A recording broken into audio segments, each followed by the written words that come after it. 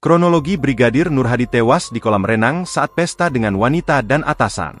Polda Nusa Tenggara Barat, NTB, merilis hasil penyidikan kasus tewasnya Brigadir Nur Hadi, anggota Propam yang meninggal dunia di Gili Trawangan, Lombok Utara.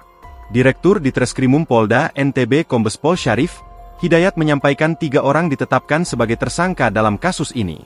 2 diantaranya merupakan anggota Polri yakni Kompol YG dan Ibda HC.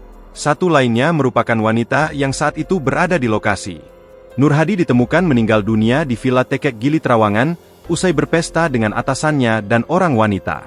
Direktur Ditreskrimum Polda NTB Kombes Pol Syarif Hidayat mengatakan saat itu 2 tersangka dan almarhum Nur Hadi pergi ke Gili Trawangan untuk liburan. Mereka ditemani 2 orang wanita.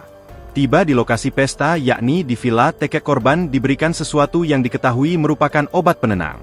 Namun terdapat rentang waktu pukul 20 WITA sampai pukul 21 WITA tidak ada satupun saksi maupun rekaman kamera pengawas, CCTV, melihat dan merekam peristiwa itu.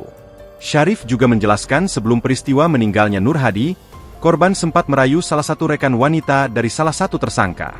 Polisi mengatakan CCTV di tempat tersebut hanya ada di pintu masuk dan tidak ada rekaman yang hilang.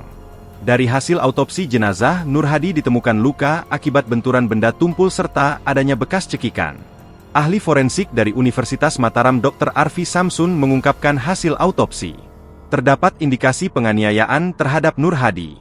Ditemukan kondisi patah tulang lidah yang mengindikasikan 80% kematian korban karena dicekik.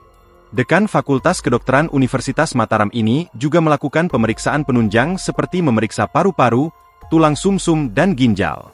Hasilnya ditemukan air kolam yang masuk ke bagian tubuh ini.